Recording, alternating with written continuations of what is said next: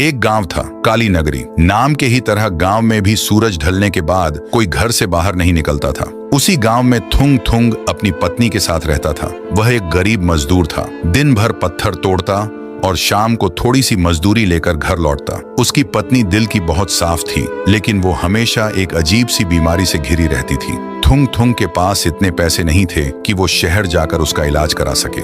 एक रात थुंग थुंग काम से लौट रहा था। अचानक जोरों की बारिश होने लगी। बचने के लिए वह जंगल के किनारे एक पुराने खंडहर हो चुके मंदिर में छिप गया। वहां घुप अंधेरा था। तभी थुंग थुंग की नजर मंदिर के एक कोने में गई और उसने देखा कि कोने में एक अजीब सी मूर्ति रखी है। मूर्ति की आंखें लाल थीं और उसके हाथ में एक पुरानी जंग लगी चाबी थी। थुंग थुंग थोड़ा डर गया और जैसे ही बारिश खत्म हुई, थुंग थुंग वहां से जाने लगा। तभी एक भारी और डरावनी आवाज गूंजी, थुंग थुंग, तेरी बीवी मरने वाली है। अगर उसे बचाना है तो ये चाबी ले जा। थुंग थुंग डर के मारे कांपने लगा। उसने कांपते हुए पूछा, ये चाबी किसकी है? आवाज आई, ये लालच का ताला खोलने वाली चाबी है। इसे किसी भी बंद दरवाजे पर लगाना, दरवाजा खुलेगा तो अंदर सोने चांदी का ढेर मिलेगा। लेकिन याद रखना, जितना धन तू निकालेगा, तेरे शरीर का कोई हिस्सा उतनी ही जल्दी मिट्टी में बदल जाएगा। बीवी की जान बचाने की मजबूरी में थुंग थुंग ने हिम्मत करके वह चाबी उठा ली।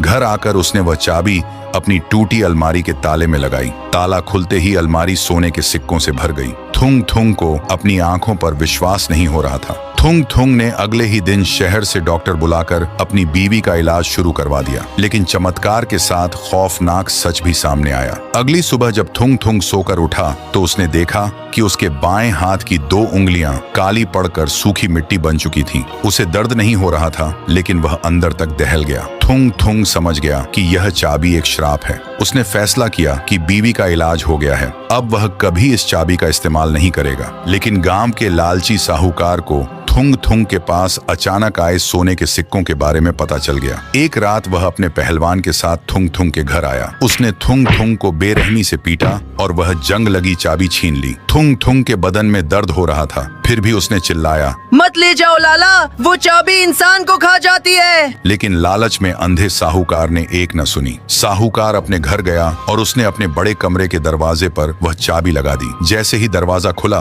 पूरा कमरा सोने की ईंटों और हीरों से जगमगा रहा था। साहूकार खुशी से पागल हो गया। लेकिन अगले दिन जैसे ही साहूकार सोकर उठा, अचानक साहूकार को महसूस हुआ कि उसके पैर सुन्न हो रहे हैं। उसने नीचे देखा तो उसके दोनों पैर मिट्टी बन चुके थे। साहूकार डर के मारे चीखने लगा, लेकिन लालच में उसने इतना सोना निकाल लिया था कि देखते ही देखते उसका पूरा लालची शरीर मिट्टी में मिल गया।